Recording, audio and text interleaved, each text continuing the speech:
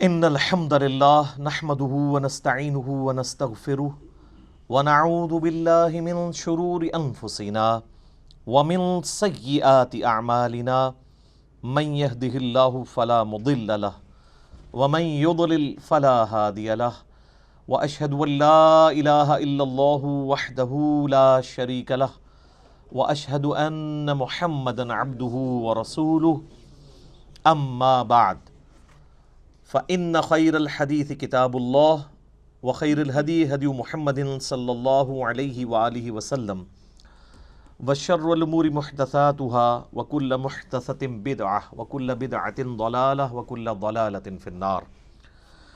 أعوذ بالله السميع العليم من الشيطان الرجيم من همزه ونفخه ونفثه. بسم الله الرحمن الرحيم. رب اشرح لي صدري ويسر لي امري واحلل عقدة من لساني يفقهوا قولي. بسم الله الرحمن الرحيم. ان الله وملائكته يصلون على النبي يا ايها الذين آمنوا صلوا عليه وسلموا تسليما. اللهم صل على محمد وعلى آل محمد كما صليت على ابراهيم وعلى آل ابراهيم انك حميد مجيد. اللهم بارك على محمد وعلى آل محمد كما باركت على إبراهيم وعلى آل إبراهيم إنك حميد مجيد. اللهم ربنا آتنا في الدنيا حسنة وفي الآخرة حسنة وقنا عذاب النار. ربنا آتنا من لدنك رحمة وهيئ لنا من أمرنا رشدا. لا إله إلا أنت سبحانك إني كنت من الظالمين. حسبنا اللہ ونعم الوکیل ولا حول ولا قوة الا باللہ العلی العظیم. یا حی یا قیوم برحمتک استغیث اصلح لی شأنی کلہ ولا تکلنی الی نفسی طرفۃ عین. آمین. الحمدللہ آج 24 نومبر 2019 کو سنڈے کے دن بمطابق 26 ربیع الاول 1441 ہجری میں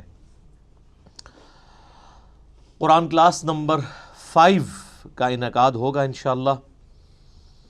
اور آج انشاءاللہ ہم قرآن حکیم کے تعارف کے حوالے سے جو 40 پوائنٹس شروع کیے تھے ان کے آخری 5 پوائنٹس کوشش کریں گے کور ہو جائیں. علمی پوائنٹ نمبر 36 وہ ہے میرے بھائیوں، قرآن حکیم 2 طرح کے علوم کو اتھینٹک مانتا ہے. نمبر 1 ریویلڈ نالج یعنی وحی کا علم، اور نمبر 2 ایکوائرڈ نالج یعنی سائنس کا علم. The knowledge obtained through observations and experiments is known as science. قرآن حکیم ان 2 علوم کے سوا کسی اور کو ایز اے علم ایکسیپٹ نہیں کرتا.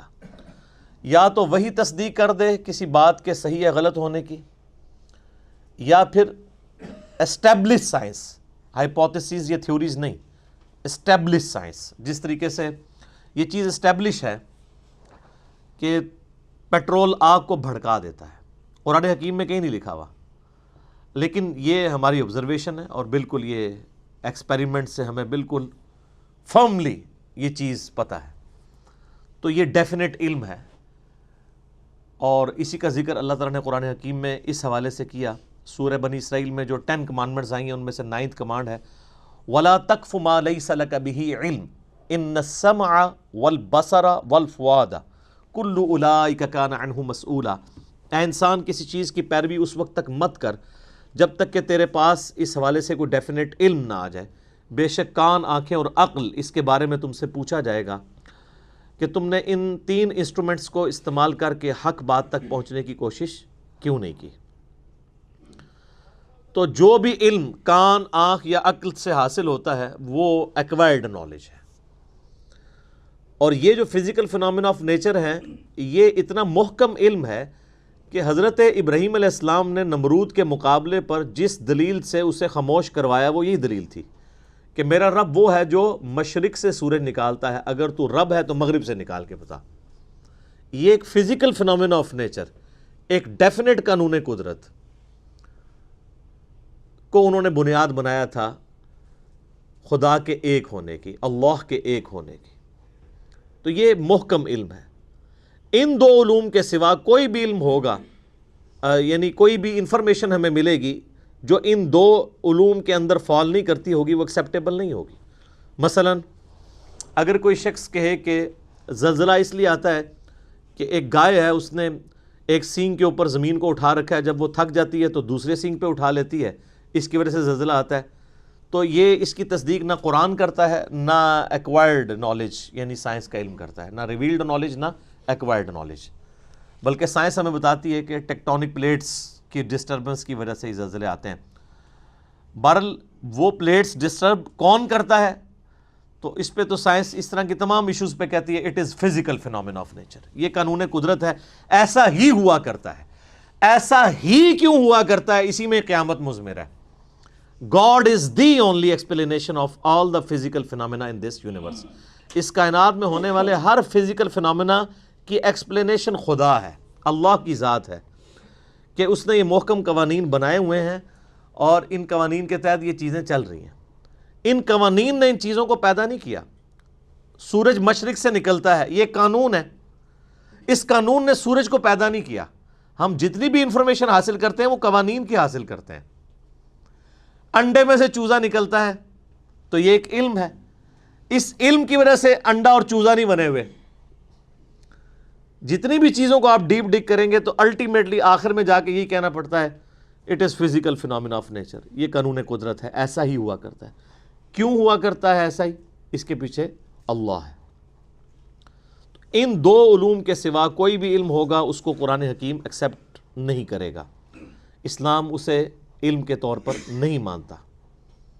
اسی طریقے سے آپ کو پتہ ہے ہمارے تو سب کانٹیننٹ کے معاشرے میں چیز مشہور ہے کہ اگر گھر کی منڈیر پہ کوا بیٹھا ہو تو مہمان آتے ہیں، کسی کی جوتی پہ جوتی چڑھ دے تو کہتے ہیں اس کے لیے سفر لکھا ہوا ہے۔ اس قسم کے کتنے توہمات ہیں جو ہمارے معاشرے میں عام ہیں۔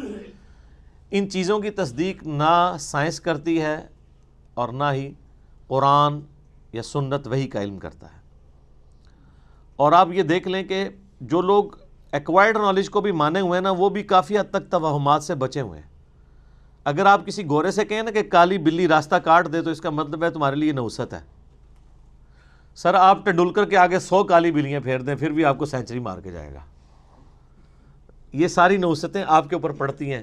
اپنی باقی کمزوریوں کو ان چیزوں کے ساتھ جوڑنا یا اللہ کی طرف سے ملنے والی کسی کامیابی کو کسی اور چیز کے ساتھ جوڑ دینا، یہ توہم پرستی ہے۔ اللہ کے ساتھ چیزوں کو جوڑنا چاہیے۔ محنت آپ ضرور کریں گے لیکن الٹیمیٹلی اللہ کے اوپر بات کو چھوڑنا ہے کہ فیصلہ تو اس نے کرنا ہے۔ کئی بار سارے حالات اور واقعات آپ کی فیور میں ہوتے ہیں لیکن اللہ کا ڈیسیژن ہی ہوتا ہے کہ ایسا نہیں ہونا چاہیے۔ جو سیدنا علی کا قول ہے کہ میں نے اپنے ارادوں کے ٹوٹنے سے اپنے رب کو پہچانا ہے، کہ ہر چیز فیوریبل ہے لیکن پھر بھی رزلٹ اپوزٹ نکلا ہے، خدا کی مرضی کچھ اور۔ تو توہمات کو ہٹا کر ڈیفینٹ علم کے اوپر قرآن نے جو ہے وہ اسلام کی تعلیمات کی بنیاد رکھی ہے۔ اور یہ جو سائنس کا علم ہے یہ اتنا محکم علم ہے، اس کے بارے میں اللہ تعالیٰ نے قرآن حکیم میں 1000 سے زیادہ آیات ہیں جو سائنٹیفک فینومینا یا فزیکل فینومینا آف نیچر کے ساتھ ڈیل کرتی ہیں۔ اور اس کا کلائمیکس وہ آیت ہے سورہ حامیم السجدہ کے بالکل اینڈ میں، سَنُرِيهِمْ آیَاتِنَا فِي الْآفَاقِ وَفِي أَنفُسِهِمْ حَتَّى يَتَبَيَّنَ لَهُمْ أَنَّهُ الْحَقُّ۔ ان قریب ہم انہیں زمین و آسمان میں اور ان کی اپنی جانوں میں ایسی نشانیاں دکھائیں گے کہ یہ پکار اٹھیں گے، یہ بات مان لیں گے کہ یہ قرآن حق ہے، یہ کلام حق ہے۔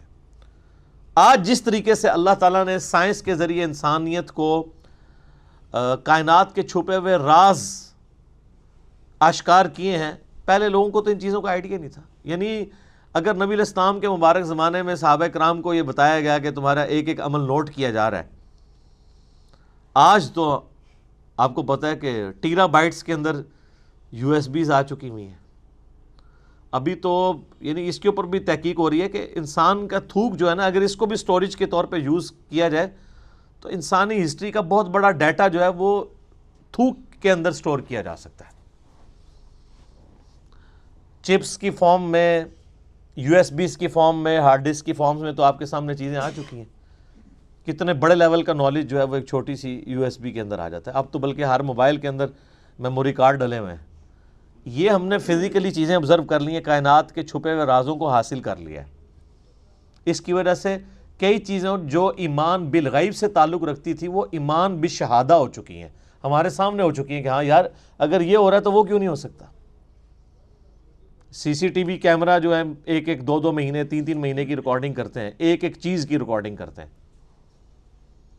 دنیا کا مہنگے سے مہنگا کتا بھی وہ سیکیورٹی نہیں پرووائڈ کر سکتا جو CCTV کیمرہ آپ کو کرتا ہے، کیونکہ اس کو نہ نیند آنی ہے، نہ اسے اونگ آنی ہے، نہ اسے بھوک لگنی ہے، نہ ایسے کو گولی مار کے ختم کر سکتا ہے. وہ تو ایسے خفیہ جگہ پہ لگے ہوتے ہیں اور ہر چیز آپ ریوائنڈ کر کے ایک ایک چیز دیکھ سکتے ہیں، پکڑی جاتی ہیں چیزیں. تو یہ سب کچھ اللہ تعالیٰ نے انسان کو کان، آنکھیں اور عقل کے ذریعے فزیکل فینومین آف نیچر کو آبزرو کر کے یہ ساری چیزیں ترقی کروائی ہیں.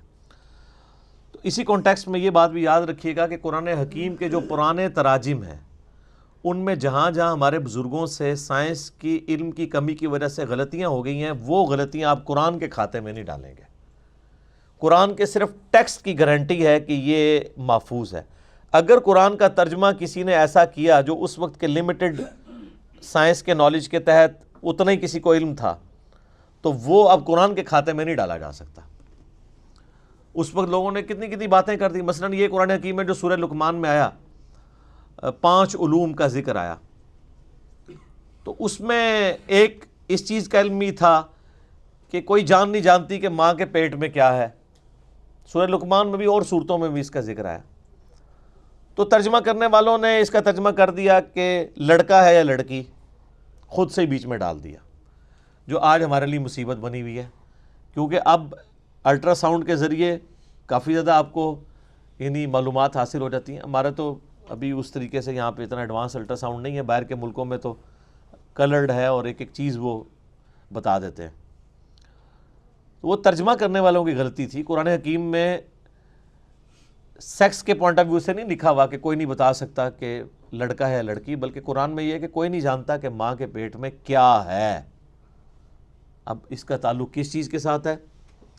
قرآن حکیم میں اللہ تعالیٰ نے سورہ تغابن میں فرمایا هُوَ الَّذِي خَلَقَكُمْ فَمِنْكُمْ كَافِرٌ وَمِنْكُمْ مُؤْمِنٌ.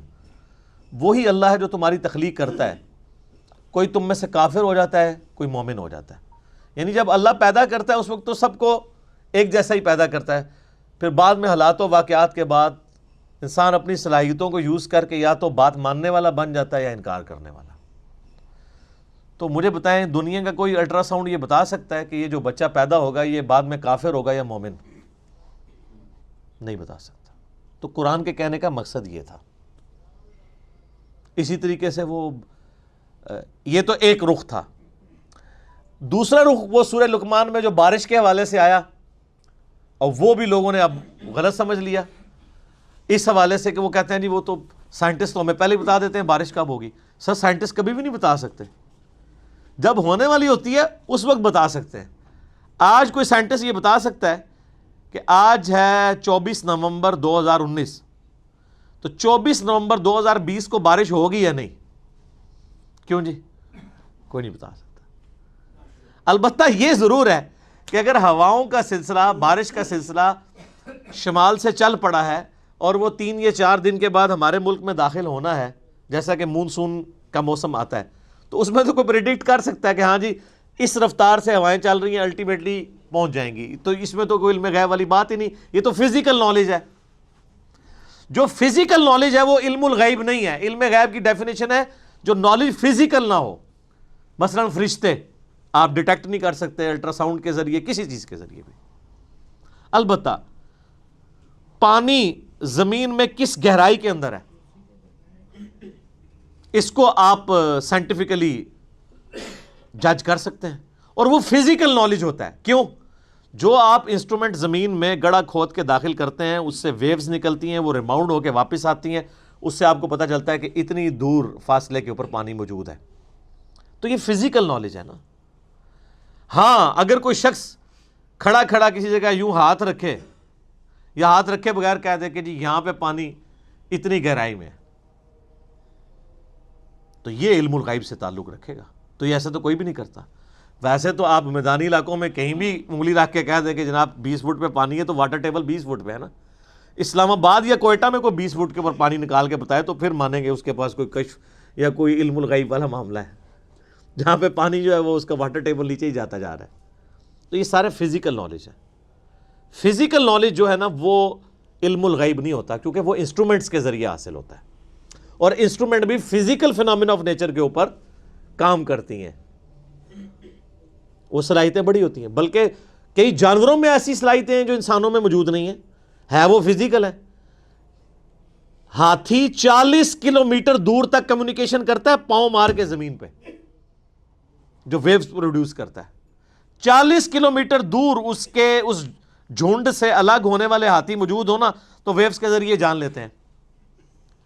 یہ عقاب 2-3 میل اوپر سے اپنے شکار کو لوکیٹ کر لیتا ہے, اتنی تیز اس کی آنکھیں. کتے کی سونگھنے کی صلاحیت انسان سے بہت زیادہ ہے. وہ ایسی چیزیں بھی سونگھ سکتا ہے جو انسان نہیں سونگھ سکتا. اس لیے آپ کو پتا ہے نا, یہ جب ہیروئن کی اسمگلنگ کے لیے یا اس طرح کی وہ معاملات کو پکڑنے کے لیے ایئرپورٹس وغیرہ کے اوپر کتے, ٹرینڈ کتے, ایک وہ ٹرینڈ کتے ہیں جو چوری پکڑنے والے ہیں, وہ 2 نمبر ٹرینڈ کتے ہیں, وہ لوگوں میں لڑائیاں کروانے کے لیے. جو اوریجنل ٹرینڈ کتے ہیں نا وہ واقعی چیزوں کو پکڑ لیتے ہیں, کئی مشینیں نہیں پکڑ سکتی جو وہ پکڑ لیتے ہیں. تو یہ فزیکل نالج سے تعلق رکھتی ہیں, یہ علم الغیب سے چیزیں تعلق نہیں رکھتی. لہٰذا ہمارے پرانے بزرگوں نے اگر کہیں کوئی ترجمے کیے, کہیں تفسیریں غلط کر دی ہیں تو وہ قرآن کے کھاتے میں نہیں ڈلیں گی. قرآن کا کوئی قصور نہیں ہے, وہ ترجمہ کرنے والوں کا قصور ہے, اور آپ لوگوں کا قصور ہے کہ آپ نے ان کو اتنا بڑا بزرگ مان لیا. میرا خیال ہے ان چیزوں سے یہ چیز کھل کے سامنے آ گئی کہ جن کو اتنے بڑی غلطیاں لگی ہیں قرآن کی تفسیر میں, تو اس کا مطلب ہے ان کے پاس علم الغیب کوئی نہیں تھا. ورنہ اگر علم الغیب ہوتا, ان کے پاس نالج آف ان سین ہوتا, تو ان کو یہ غلطیاں تو نہ لگتی. آپ پرانے بزرگوں کے بارے میں سنتے ہیں جی, وہ جناب جب مسلح اٹھاتے تھے تو 7 زمینیں نیچے دیکھ لیتے تھے, نگاہ اٹھاتے تھے اوپر تک چلے جاتے تھے, لیکن تیل پھر بھی سر ایڈون نہیں دریافت کیا. سر کسی بزرگ سے تیل دریافت نہیں ہوا. تیل تو 7 زمینوں کے نیچے ہے ہی نہیں تھا. تیل کا کنواں تو 2-3 کلومیٹر نیچے تھا, اور جہاں پہ نکلا وہ اللہ تعالیٰ نے قدرتی طور پہ نکلوایا, وہاں پہ اوپر تھا اس کا یعنی لیول. سب سے پہلا تیل کا کنواں جو ہے وہ 1758 کے راؤنڈ اباؤٹ امریکن ایک اسٹیٹ ہے پنسلوینیا, اس میں تیل کا کنواں نکلا تھا. عرب اسٹیٹس میں تو 20ویں صدی میں آ کے نکلا ہے. تو اور سب کانٹیننٹ جو سارے بزرگوں کا گڑھ تھا, کسی رحمۃ اللہ علیہ نے کوئی ایک کے تیل کا کنواں بھی دریافت کیا یہاں پہ کہ ان کے نام کی تختی لگی ہوتی. تو یہ کہاں زمین سے نیچے دیکھتے تھے, کچھ بھی نہیں دیکھ سکتا ایسے کوئی. تو یہ جدید سائنس نے ان کے یہ سارے کے سارے دعوے بھی جھوٹے ثابت کر دیے. تو قرآن پاک کا وہ ترجمہ اور تفسیر جو پرانے بزرگوں نے کیا وہ قرآن کے کھاتے میں نہیں ڈلے گا. کیمیائے سعادت میں اگر امام غزالی نے لکھ دیا کہ سورج زمین سے 60 گنا بڑا ہے, تو یہ ان کے لیک آف نالج تھا. آج ہمارے بچے کو بھی پتا ہے کہ 13 لاکھ گنا بڑا ہے. اب 60 کو 13 لاکھ گنا کرنے کے لیے چلے 60,000 بھی کہہ دیتے تو ہم 2-4 صفرے لگا کے ان کو بخشوا لیتے. اتنی بڑی غلطیاں ان سے کیسے ہوئی ہیں؟ اسی لیے کہ ان کے پاس وہ علم نہیں تھا جو آج سائنس کے ذریعے ہمیں پتہ ہے. تو یہ ان کا کوئی عیب بھی نہیں ہے, اس میں ان کی توہین بھی نہ کی جائے. توہین آٹومیٹکلی اس لیے ہو جاتی ہے کہ آپ نے ان کے بارے میں کلیم کیا ہوا نا, وہ کلیم چونکہ اب جھوٹا نکلا ہے تو توہین تو آٹومیٹکلی ہوگی, کیونکہ آپ تو کہتے ہیں وہ تو جناب ہر چیز جان لیتے ہیں. ہم نے تو اس سے بڑی بات کی ہے کہ ہم اپنی میکینیکل انجینئرنگ کا ایک فارمولہ لکھ کے دیتے ہیں, زمین و آسمان کے سارے بزرگ مل کے جنہوں نے انجینئرنگ نہیں پڑھی ہوئی اس کو پڑھ کے بتاتے ہیں. سمجھنا تو بڑی دور کی بات ہے. یہ میں اس لیے کہہ رہا ہوں کہ میکینیکل انجینئرنگ خدا کو تو آتی ہے نا, خدا تو کسی بزرگ کو سکھا سکتا ہے نا, تو سکھائے. ایسا نہیں ہوگا. ہاں یہ کلیم اگر پیغمبر کے بارے میں کیا جائے اس کے ساتھ ہو جائے گا, وہ بھی اگر اللہ چاہے گا تو. جیسا کہ حضرت صالح علیہ السلام سے ڈیمانڈ کی گئی کہ پہاڑ میں سے اونٹنی نکلے, تو اب یہ فزیکل فینومینا آف نیچر کے خلاف ہے, اللہ نے نکال کے بتائی. پیغمبر کو منوانے کے لیے اللہ تعالیٰ نے معجزہ کروا دیا. بزرگوں والا معاملہ نہیں ہوتا کہ وہ کچھ کر کے دکھا سکتے ہیں، کچھ بھی کوئی نہیں کر سکتا۔ اسی لیے میں آپ کو کہتا ہوں کہ آپ لوگ بیمار ہوتے ہیں تو آپ کو مزاروں پہ لے کے جاتے ہیں، اور مزاروں والے جب بزرگ بیمار ہوتے ہیں ان کو آغا خان اور شفا انٹرنیشنل لے کے جاتے ہیں۔ میں نے آج تک نہیں کوئی دیکھا کہ کوئی بڑا پیر بزرگ بیمار ہوا ہو اور وہ پاکستان کے مہنگے ترین ہاسپٹل میں علاج نہ کروا رہا ہو۔ تو یہ کس کو دھوکہ دے رہے ہیں؟ ان کو بھی اٹھا کے مزاروں پہ لے جایا کریں نا۔ کتنے بڑے بڑے، اب میں نام نہیں لیتا، بالکل پرسنل بات ہو جائے گی، ان کے یقین کریں ان کے پیشاب بند ہوئے ہیں تو ان کو آغا خان سے انہوں نے کروایا، اور پوری دنیا کو تعویذ لکھ کے دے رہے ہیں وہ لوگ۔ لاکھوں مرید ہیں ان کے، ایک تعویذ خود لکھ کے اپنا پیشاب کھول کے بتا دیتے نا۔ کوئی کچھ نہیں کر سکتا۔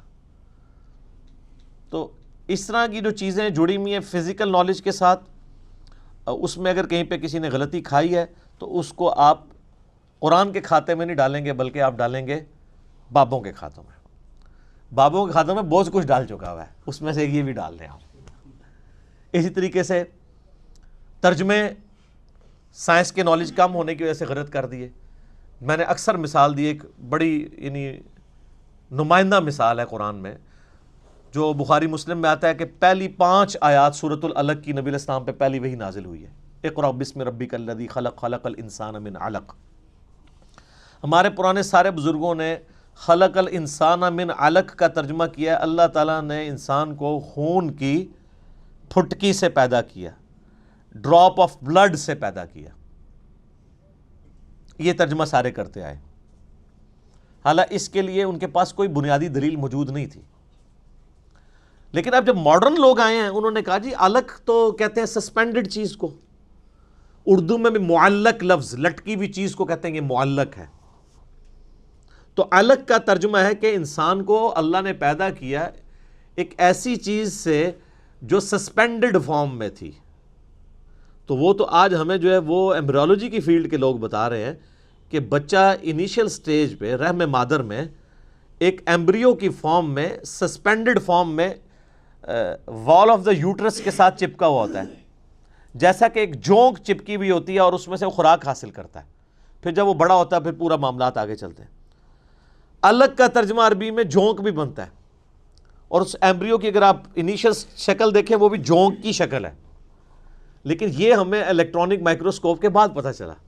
آج کے جب لیٹسٹ لوگ ترجمہ کرتے ہیں تو وہ پھر یہ ترجمہ کرتے ہیں کہ ایک ایسا یعنی انیشل ایمبریونک سٹیج سے انسان کو اللہ نے بڑا کیا جو جونک نما تھی، جو یوٹرس آف مدر کی وال کے ساتھ چپکی ہوئی تھی، اور اس طریقے سے آگے معاملات چلے۔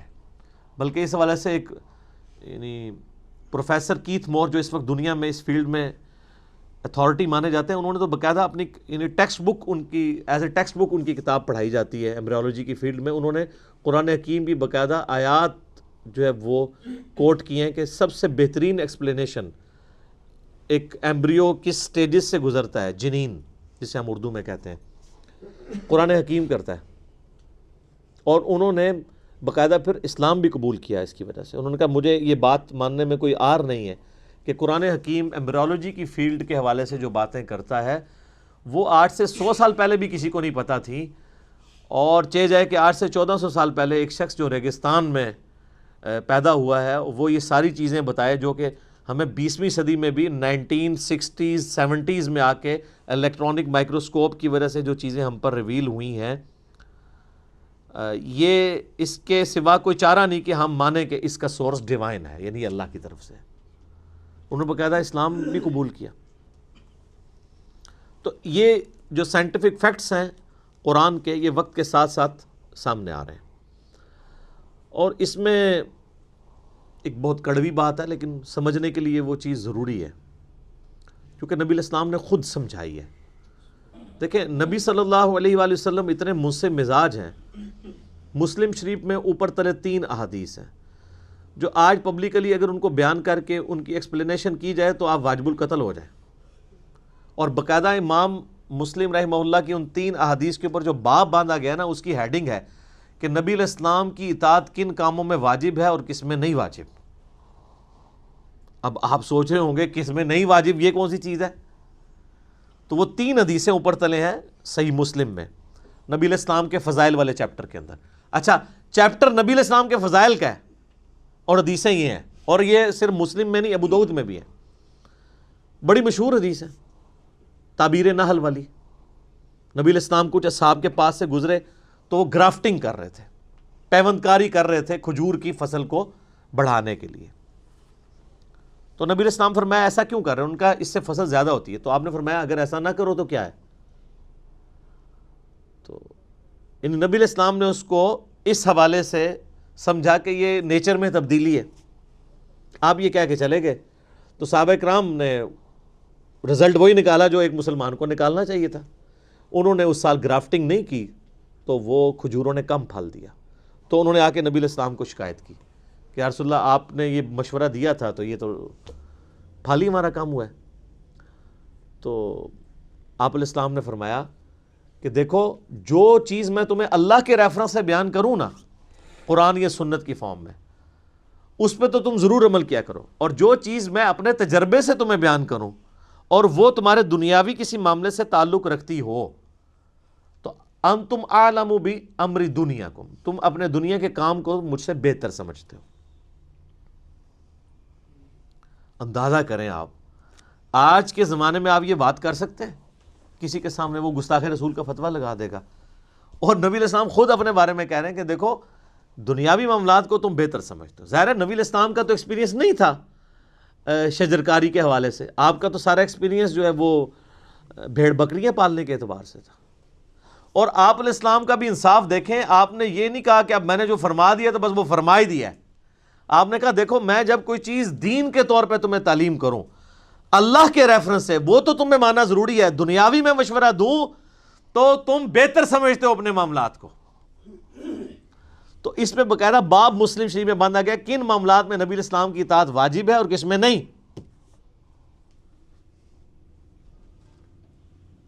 یار یہ محمد رسول اللہ کا ہی حوصلہ ہے صلی اللہ علیہ وآلہ وسلم، جو اس لیول پہ اتر کے بات کر رہے ہیں۔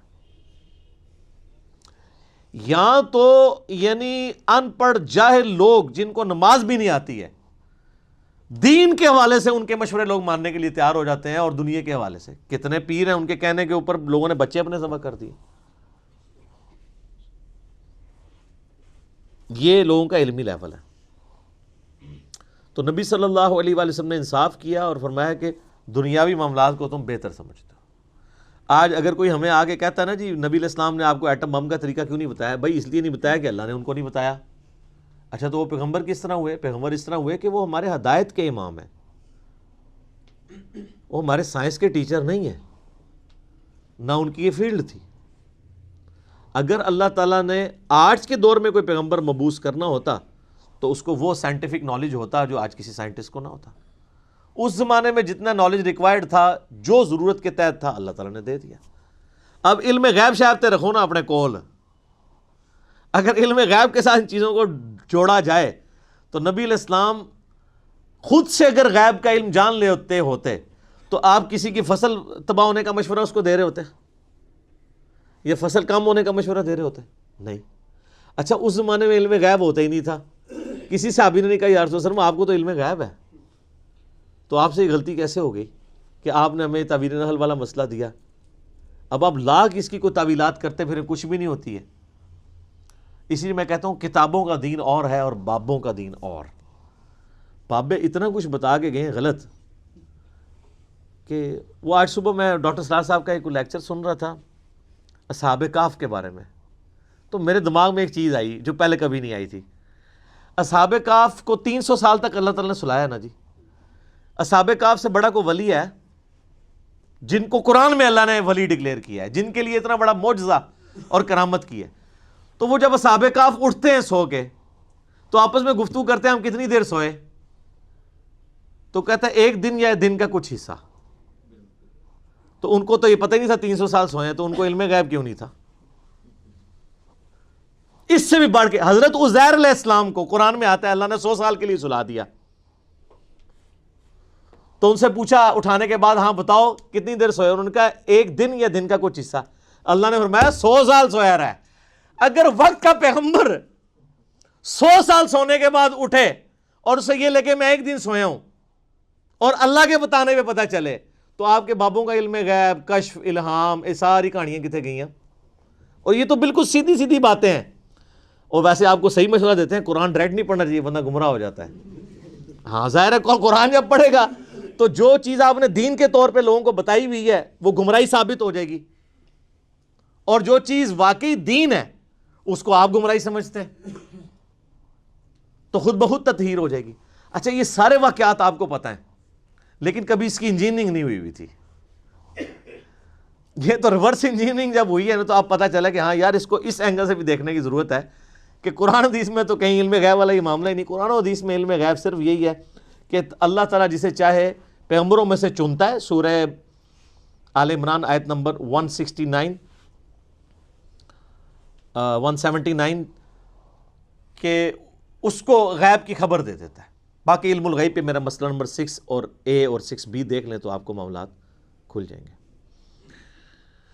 علمی پوائنٹ نمبر 37 وہ ہے میرے بھائیو، چونکہ قرآن حکیم عربی زبان میں نازل ہوا ہے لہٰذا عربی زبان سے جب اسے ٹرانسلیٹ کیا جائے گا نا کسی اور زبان کے اندر تو الفاظ کے چناؤ میں فرق آئے گا.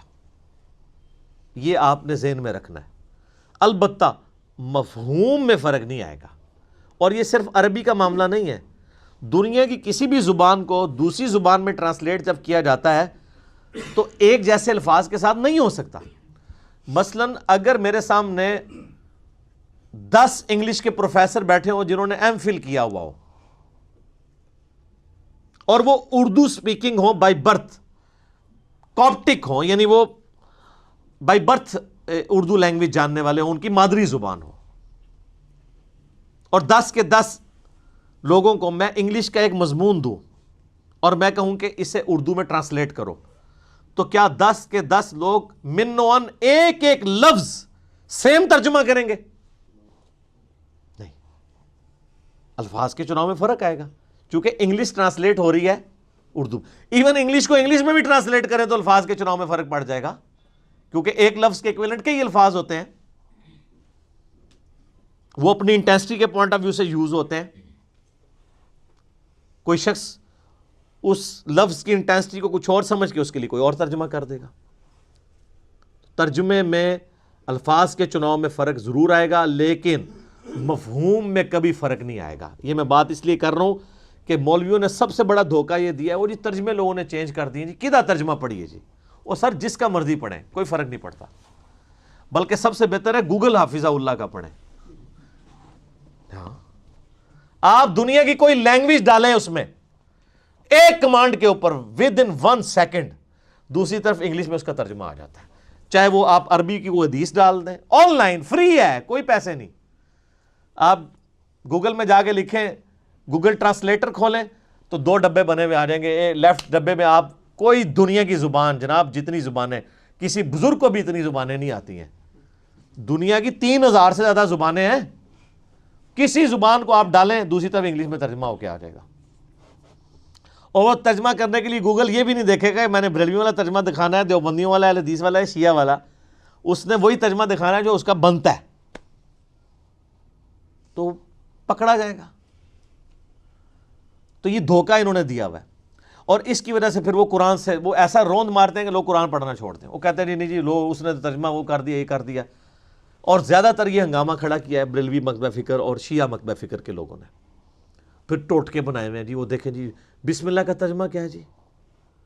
اچھا اب امام محمد بریلوی صاحب نے بسم اللہ کا ترجمہ کیا ہوا ہے اللہ کے نام سے شروع. اب اشری تھانوی صاحب نے ترجمہ کیا ہوا ہے شروع کرتا ہوں اللہ کے نام سے. وہ کہتے ہیں ترجمہ غلط ہے کیونکہ اشری تھانوی صاحب شروع سے شروع کر رہے ہیں اور اعلیٰ حضرت نے اللہ سے شروع کیا ہے. حالانکہ آپ کا ہنسنا ہی بتا رہا ہے کہ اینڈ رزلٹ تو ایک ہے، شروع کرتا ہوں اللہ کے نام سے یا اللہ کے نام سے شروع. شیطان کے نام سے تو کسی نے نہیں شروع کیا. مفہوم دونوں باتوں کا سیم ہے کہ نہیں؟ وہ کہتے ہیں نہیں جی بہتر ترجمہ یہ ہے. تو میں کہتا ہوں پھر اگر یہ بہتر ترجمہ یہ ہے آپ اردو لنگوسٹک میں تو کہہ سکتے ہیں لیکن عربی کے پوائنٹ آف ویو سے بسم اللہ کا ترجمہ جو آپ نے کیا ہوا ہے نا اس کے لیے بسم اللہ بھی آپ کو چینج کرنی پڑے گی. وہ بسم اللہ بنے گی اللہ الذی باسمہ ابدہ، اللہ ہے وہ جس کے نام سے میں شروع کرتا ہوں. اگر بسم اللہ میں سے آپ نے اللہ کو پہلے نکال کے نکالنا تو اللہ بھی ایسی بسم اللہ بنا سکتا تھا، کوئی مشکل تو کوئی نہیں تھا۔ اگر بسم اللہ میں اللہ کو پہلے نمبر پہ لانا ہوتا تو پھر بسم اللہ یوں ہونی چاہیے تھی، اللہ الذی، اللہ ہے وہ ہستی، بِاسمہ، کہ جس کے نام کے ساتھ ابدہ میں ابتدا کرتا ہوں۔ تو اب آپ اللہ کے ساتھ جھگڑا کریں کہ یار یہ بسم اللہ ٹھیک ہو جائے کسی طریقے سے، اللہ سے سفارش کرتے ہیں، کتنی نان سینس بات ہے، اور ان باتوں کے اوپر الجھ رہے ہیں۔ نہیں، ترجمہ غلط ہو گیا، ترجمہ غلط ہو گیا۔ تو ترجمہ کبھی بھی، اگر ترجمہ ٹھیک کی بات کرتے ہیں بریلویوں کے، آپ اپنے ترجمے اٹھائیں نا، وہ آپس میں ایک جیسے نہیں ہیں۔ یعنی اعلیٰ حضرت کا ترجمہ ہے، پیر کرم شاہ صاحب کا ترجمہ ہے، ڈاکٹر طاہر القادری صاحب کا ترجمہ ہے، اس کے علاوہ غلام سعود سعیدی صاحب کا ترجمہ ہے، یہ تو سارے بریلوی سرٹیفائیڈ عاشق رسول ہیں نا، ان کے ترجمے ذرا رکھیں، کیا 100% سیم ہے؟ نہیں، مفہوم سیم ہوگا، اور مفہوم کو اگر آپ سیم دیکھیں گے تو دیوبند، اہل حدیث اور شیعہ کے ترجمے بھی ایک جیسے ہی ہوں گے، مفہوم ایک ہوگا۔ ڈنڈی جب بھی ماری جاتی ہے وہ تفسیر میں ہے، اور اگر کوئی ترجمے میں کہیں مارتا بھی ہے وہ پکڑا جاتا ہے۔ اس پہ میں نے ڈیٹیل لیکچر مسئلہ نمبر 170 ریکارڈ کروا دیا، 170 نمبر، اس میں میں نے بتایا کہ جس نے ڈنڈیاں ماری ہیں وہ کہاں پہ پکڑا گیا۔ اچھا، لیکن دوسری طرف ان کے تراجم کا یہ حال ہے کہ ان کے اپنے بزرگوں نے بھی ترجمے غلط کیے ہوئے ہیں۔ اگر ہم اسے ٹیکنیکلی اگر ہم اس کا انالیسس کریں، مثلا فَبِأَيِّ آلَاءِ رَبِّكُمَا تُكَذِّبَانِ، اس کا ترجمہ سارے بزرگوں نے کیا ہوا ہے، اور تم اپنے رب کی کون کون سی نعمت کو جھٹلاؤ گے اے جن و انس کے گروہ۔ حالانکہ دوزخ کی آیات کے بعد بھی آیت ریپیٹ ہوتی ہے سورہ الرحمن میں، دوزخ کا ذکر آتا ہے، قیامت کا ذکر آتا ہے، جو اللہ کے غضب کی نمائندہ مثالیں ہیں۔ اس کے بعد یہ تو نہیں ہونا چاہیے تھا کہ تم اپنے رب کی کون کون سی نعمتوں کو جھٹلاتے ہو۔ یہ ترجمہ غلط کیا ہے انہوں نے۔ اعلیٰ کا مطلب نعمت نہیں ہوتا، قدرت کی نشانی ہوتا ہے۔ وہ نعمت بھی ہو سکتی ہے اور زحمت بھی ہو سکتی ہے۔ جنت بھی اللہ کی قدرت کی نشانی ہے اور جہنم بھی اللہ کی قدرت کی نشانی ہے۔ التذکیر بآلاء اللہ، اللہ کی بڑی بڑی نشانیوں کے ساتھ نصیحت کرنا۔ مولانا مودودی رحمہ اللہ نے جتنی دفعہ، یہ 31 دفعہ 31 ٹائمز یہ آیت ریپیٹ ہوتی ہے سورہ الرحمن میں، جتنی دفعہ یہ آیت آئی ہے نا، انہوں نے کانٹیکسٹ کے اعتبار سے اس کا ترجمہ کیا ہے۔ جہنم کے لیے یہ ترجمہ نہیں کیا تم اپنے رب کی کون کون سی نعمت کو جھٹلاؤ گے، اور نعمت تو خود عربی کا لفظ ہے، ثم لتسألن یومئذ عن النعیم، اس دن تم اپنے رب کی، تم سے پرسش ہوگی ہر نعمت کے بارے میں۔ اعلیٰ کا مطلب نعمت نہیں ہے، ہر قدرت کی بڑی نشانی اعلیٰ اللہ ہے، چاہے وہ جنت ہو چاہے جہنم ہو، چاہے سورج ہو، چاند ہو، زمین ہو، ستارے ہوں، فرشتے ہوں، جنات ہوں، انسان ہوں، یہ سب اللہ کی قدرت کی نشانی ہے۔ تو مولانا مودودی رحمہ اللہ نے پھر کانٹیکسٹ کے اعتبار سے ہر دفعہ ڈیفرنٹ ترجمہ کیا۔ تو پھر پڑھا لکھا بندہ تو پھر پڑھا لکھا ہی ہوتا ہے نا سر، لیکن اس کے بعد ڈگری نہیں ہوتی، ڈگری ہوتی تو پھر غلط ترجمہ کر دیتا۔ ٹھیک ہے، ویسے ڈگری بھی انہوں نے بعد میں لے لی تھی احمد شغل میلے میں، ان کی ڈگریوں کی باقاعدہ سکینڈ کاپیاں موجود ہیں نیٹ کے اوپر۔ مولانا مودودی تو پھر آپ کو پتہ ہے آئنسٹائن تھے نا، جب مولویوں نے شغل میلہ لگایا نا، یہ ڈگری ڈگری ڈگری، انہوں نے کیا من دسو تو درس نظامی دے کورس دے پیپر کیڑے نے، انہوں نے کہا جی آخری دسو، آخری سال دے 6 مہینے کی تیاری کے بعد مودودی صاحب نے پیپر دے کے ان کے منہ پہ ڈگری لا کے ماری۔ ڈگریوں کے جس کے اوپر پی ایچ ڈی ہوتی ہوں تو وہ ڈگری ہیں، جس کو ڈاکٹر اقبال 18 سال کی عمر مودودی صاحب کی، اور ڈاکٹر اقبال کہہ رہے ہیں کہ یہ بندہ مسلمانوں کا تھنک ٹینک ہے مستقبل کا۔ الجہاد فی الاسلام ان کی کتاب جب پڑھی، ڈاکٹر اقبال نے ان کو یہاں بلایا تھا۔ آپ کو پتہ ہے نا پاکستان میں یہ جو منصورہ میں جماعت اسلامی کا مرکز ہے، یہ ڈاکٹر اقبال نے لے کے دیا ہوا ہے ان کو، جن کو ہم حکیم الامت اور کتنے بڑے بڑے القابات دیتے ہیں، شاعر مشرق۔ تو ان کو بھی پتا تھا کہ جینیس بندہ تو جینیس ہوتا ہے، اس کو ان چیزوں کی ضرورت نہیں ہوتی ہے۔ مجھے وہ غامدی صاحب کی بات یاد آ گئی، ان سے کسی نے پوچھا نا جی آپ کے پاس ڈگری ہیں؟ ڈگری نہیں ہے۔ تو انہوں نے کہا ہم تو بزرگوں سے پڑھتے رہے ہیں۔ انہوں نے کہا کسی بزرگ نے آپ کو ڈگری نہیں دی؟ انہوں نے کہا بزرگ ڈگریاں نہیں دیتے، بزرگ پڑھانے کے بعد دعائیں دیتے ہیں، تو دعائیں لی ہوئی ہیں بزرگوں کی۔ یعنی یہ ڈگریوں والی دھونس اور اس طریقے سے یہ معاملات یہ خود ان سے بھی مس ہینڈل ہوئے ہوتے ہیں. یہ ترجمے کے پوائنٹ آف ویو سے میں نے ایک امپورٹنٹ چیز بتا دی. اچھا اسی میں ایک اور چیز ہے کہ الفاظ کے چناؤ میں بعض اوقات دوسری لینگویج میں جب آپ جاتے ہیں تو معاملات مس ہینڈل بھی ہو جاتے ہیں، حالانکہ اس میں انٹینشن بری نہیں ہوتی ہے، گستاخی کا فتویٰ نہیں لگنا چاہیے. مثلا واللہ خیر الماکرین، اس کا لفظی ترجمہ یہی ہے کہ اللہ تعالیٰ سب سے بہتر مکر فرمانے والا ہے، لیکن مکر کا لفظ اردو میں نٹوریس ہے. اب اعلیٰ حضرت نے اس کا ترجمہ کیا اللہ تعالیٰ وَمَكَرُوا وَمَكَرُ اللَّهِ، یہ آیت واللہ خیر الماکرین سورہ آل عمران میں. کافروں نے بھی مکر کیا اور اللہ نے بھی اپنی خفیہ تدبیر فرمائی، اور اللہ تعالیٰ سب سے بڑھ کر خفیہ تدبیر فرمانے والا ہے. اچھا آپ یہ بریلوی لے کے آتے ہیں، وہ کہتے ہیں جی یہ دیکھیں جی یہ ہے بڑا مؤدب ترجمہ. ہم جناب ایک معصومانہ عرض کرتے ہیں تدبیر تو خود عربی کا لفظ تھا، اللہ نے کیوں نہیں استعمال کیا؟ اللہ کو نہیں پتا تھا بعد میں میری گستاخی ہو جانی ہے مکر کے لفظ سے. اب جن لوگوں نے مکر کا ترجمہ مکر ہی کر دیا ان کے اوپر یہ وہ لٹھ لے کے انہوں نے مکر پہ کہتے ہیں گستاخی ہوگی گستاخی ہوگی، حالانکہ کوئی ان کی انٹینشن گستاخی کی نہیں تھی. انہوں نے مکر کو انہوں نے کہا نہیں اردو میں مکر نٹوریس لفظ کے طور پہ استعمال ہوتا ہے. انہوں نے کہا بھائی لاکھ انہوں نے یقین دلایا کہ بھائی ہم اس نیت سے نہیں کر رہے ہیں، ٹھیک ہے آپ بہتر ہے جو آپ نے ترجمہ کیا لیکن یہ بھی کوئی غلط نہیں ہے، لیکن پیچھے اب جب میں نے اعلیٰ حضرت کا سورہ آل عمران سے نکالا ہے کہ صحابہ کرام کے جب وہ غزوہ احد اور بدر کے کانٹیکسٹ میں تھوڑا سا وہ ڈگمگائے تو وہاں پہ اعلیٰ حضرت نے ترجمہ کیا ہے تم نے نامردی دکھائی، باقیوں نے ترجمہ کیا ہے تم نے کمزوری دکھائی. یہ جو میرا وہ پرائم منسٹر کے دفاع پہ گستاخ صحابہ کا فتویٰ، لاکھوں لوگوں نے میرا وہ کلپ دیکھا ہے، اس میں ایچ ڈی کیمرے میں نے دکھایا نامردی کا لفظ استعمال کیا ہے اعلیٰ حضرت نے صحابہ کرام کے لیے. تو آپ دیں سرٹیفکیٹ آج کے رسول ہونے کا. تو مجھے کئی بریلوی علماء نے بھی فون کیا، کہتے سانو بھی نہیں سی پتا. میں کہا اڑاؤ نا میدان وچ کہو نا کہ اعلیٰ حضرت صحابہ نو نہ مرد کہہ کے گئے نے. نہ مرد کا کیا مطلب ہے؟ تو وہ تعویل کریں گے نہیں وہ اصل میں شستہ اردو میں کمزوری دکھانے کو نامردی کہتے ہیں. تو سر وہ اگر انہوں نے مکر کا ترجمہ دوسروں نے مکر کر دیا تو ادھر تو آپ ان کو نہیں معاف کر رہے تھے. اردو زبان میں اس وقت نامردی کا مطلب کیا ہے؟ جو اسٹیبلش اردو ہے اپنے بابے کا دفاع کریں گے، دوسرے کے بابوں کی چھوٹی سی بات ہوگی رگڑ دیں گے.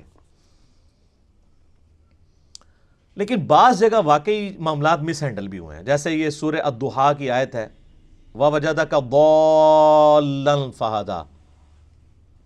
اب اس کا کئی لوگوں نے ترجمہ غلط بھی کر دیا. مولانا مودودی نے صحیح کیا ہے ترجمہ، امین حسن اصلاحی صاحب نے بھی صحیح کیا ہے، ڈاکٹر اسرار نے بھی صحیح کیا ہے، لیکن اشری تھانوی صاحب باقی لوگوں سے مس ہینڈل ہوا کہ نبی ہم نے تمہیں گمراہ پایا تو ہدایت دی. اب وہ اس کی تعویل کرتے ہیں گمراہی سے مراد ہم وہ گمراہی نہیں لے رہے بلکہ جو بندہ راستے کی تلاش میں ہو. لیکن اب وہ چونکہ الفاظ کا چناؤ ہو گیا غلط، اب یہ پیچھے پڑے ہوئے ہوں. اعلیٰ حضرت نے ترجمہ کیا کیا؟ اے نبی ہم نے تمہیں اپنی محبت میں خود رفتہ پایا تو منزل مقصود تک پہنچا دیا. اب یہی بات وہ بھی کہنا چاہ رہے تھے، یہاں پہ انہوں نے الفاظ کا چناؤ ایسا کیا کہ یہ اس ایک ترجمے کو لے کے وہ پھر لکیر پیٹتے رہتے ہیں، کہتے ہیں دیکھیں نہیں جو نبی کو گمراہ مان رہا ہے آپ نے اس کا ترجمہ پڑھنا ہے. تو اب اس طرح کی مس ہینڈلنگ واقعی ہوئی ہے کہ یہ جب عربی کو آپ اردو میں ٹرانسلیٹ کرتے ہیں تو آپ نے اس کانٹیکسٹ میں دیکھنا ہے. یہ ضال کا معنی صرف گمراہی نہیں ہوتا. جو شخص کسی کی تلاش میں سرگرداں پھرے نا اسے بھی ضال کہتے ہیں، کسی کی محبت میں ڈوب کے. جیسا کہ حضرت یوسف علیہ السلام کے لیے قرآن میں آیا کہ ان کے والد کے بارے میں ان کے بھائی کہتے ہیں اِنَّ أَبَانَا لَفِي ضَلَالٍ مُبِينٍ، ہمارے ابا تو یوسف کی محبت میں ڈوب چکے ہیں. اب ضال ترجمہ تو وہاں پہ بھی گمراہ ہو سکتا تھا، لیکن ایک بیٹا جو خود مسلمان ہے اس کا باپ پیغمبر ہے، اس نے اپنے باپ کو گمراہ تو نہیں کہنا. اِنَّ أَبَانَا لَفِي ضَلَالٍ مُبِينٍ، ہمارے ابا تو یوسف کی محبت میں ڈوب چکے ہیں.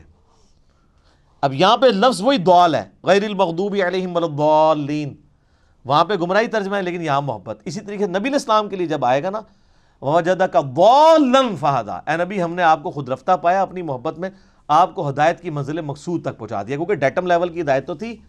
سورہ یونس میں آیت نمبر 15 اور 16 میں آتا ہے کہ نبی علیہ السلام کی اعلان نبوت سے پہلے کی زندگی کو بھی اللہ تعالیٰ نے نبوت کی دلیل کے طور پہ پیش کیا ہے۔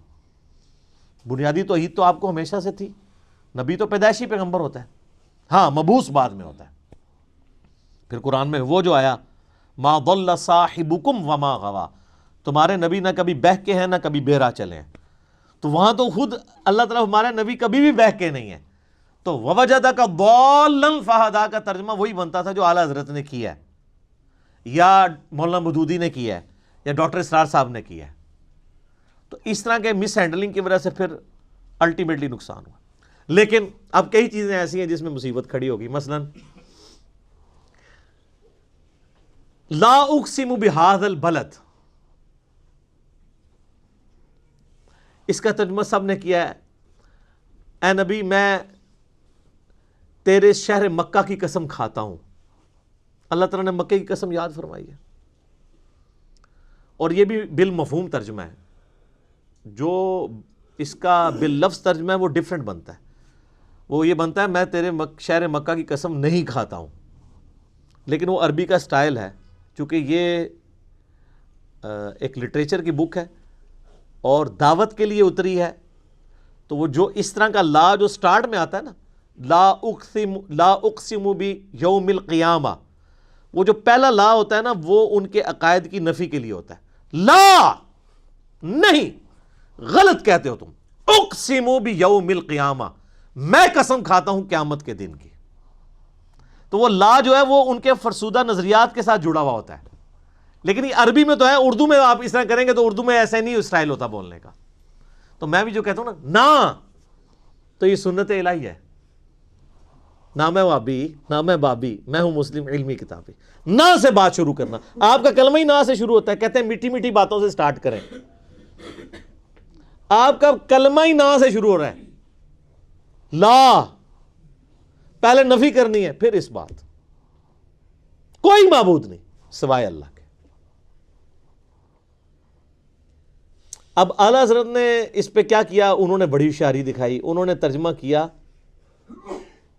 کہ اے نبی مجھے تیرے شہر مکہ کی قسم، باقیوں نے ترجمہ کیا اے نبی ہم تیرے اس شہر مکہ کی قسم کھاتے ہیں۔ اب دونوں نے سیم ترجمہ کیا، لیکن بریلویوں نے کہا اللہ تو کھاتا نہیں ہے۔ ہاں دیکھیں گستاخ ہو گئے ہیں، انہوں نے کھانے کی نسبت اللہ کی طرف کر دیا ہے۔ اللہ تو کہتا ہے نہ اسے بھوک لگتی ہے، وہ تو قرآن میں سورہ نام میں ہے نا کہ اللہ تعالیٰ تم سے سورہ ذاریات میں کھانا نہیں مانگتا، وہ تو خود تمہیں کھلاتا ہے۔ وہ کہتے ہیں یہ دیکھیں دیوبندی اور اہل حدیث یہ تو اللہ کے کھانے کے قائل ہیں، اور دیکھیں ترجمہ انہوں نے کیا کر، آپ مذاق نہ سمجھیں، یہ کتابیں لکھی ہوئی ہیں، میں کوئی زبانی کلامی بات نہیں کر رہا ہوں۔ میرے پاس بریلویت، دیوبندیت، اہل حدیث اور شیعت کا وہ نالج ہے جو ان کے اپنے بڑے بڑے گول کیپرز اور بزرگوں کے پاس بھی نہیں ہے، کیونکہ میں پنجابی اس کہنے لگا وچو وڑ کے نکلے ہوئے ہیں، مجھے پتہ ہے میں اس ساری گمراہی میں رہا ہوں نا، ہم خود یہ لوگوں کو دھوکہ دیتے رہے ہیں، ہم سے زیادہ کون جانتا ہے۔ کہتے ہیں کھاتا کھاتا، دیکھیں اللہ کی طرف کھانے کی نسبت کر دی، اللہ تو کھانے سے پاک ہے، اور دیکھیں یہ کتنا مؤدب ترجمہ ہے۔ تو وہ مؤدب ترجمہ تو میں نے بتا دیا، ان صحابہ کو نہ مرد لکھا ہوا ہے۔ ایک اور لے جائیں، سورہ نمل میں وہ جو جنات پیش ہوتے ہیں نا، حضرت سلمان علیہ السلام وہ تخت بلقیس کے لیے، تو قال عفریت من الجن، ایک بڑا دیو ہیکل جن بولا کہ میں آپ کی اس مجلس کے برخاست ہونے سے پہلے ہی وہ لے آؤں گا۔ تو اب وہ عفریت کا ترجمہ اعلیٰ حضرت نے کیا ہوا ہے ایک خبیث جن بولا۔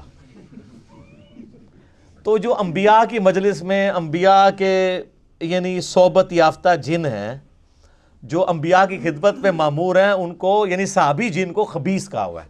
اے لو دو لے جاؤ پھر اج تحفے، جڑا کہ نا بڑا بامؤدب ترجمہ ہے، اے میں ایسے دو ہی دیتے نے، اور بھی بہت ساری ہیں چیزیں۔ تو عفریت کا ترجمہ انہوں نے کیا ایک خبیث جن بولا، باقیوں نے ترجمہ کیا ایک دیو ہیکل، یعنی ایک بڑا طاقتور جن۔ تو یہ اعلیٰ حضرت سے کوئی پوچھے کہ یہ آپ کو کیسے پتہ چلا کہ وہ خبیث تھا، آپ کو اس میں کیا خباثت نظر آئی ہے؟ جن سارے تو خبیث نہیں ہوتے ہیں، جن تو قرآن پاک میں آیا کہ نبی سورہ الجن میں کہ تم فرماؤ مجھے وحی کی گئی ہے کہ جنات کا ایک گروہ یہاں سے گزر رہا تھا، انہوں نے قرآن سنا اور وہ ایمان لے آئے، انہوں نے اس کتاب کی تصدیق کی. سورہ احقاف میں پوری ڈیٹیل آتی ہے. پھر وہ اپنی قوم میں چلے گئے کہ حضرت موسیٰ کے بعد اب ایک نئے پیغمبر آئے ہیں جو کہ اسی توحید کی طرف بلا رہے ہیں جو موسیٰ علیہ السلام کے پاس آئی تھی. ایک ہی مجلس میں قرآن سنا، ایمان لائے اور دائی بھی بن گئے.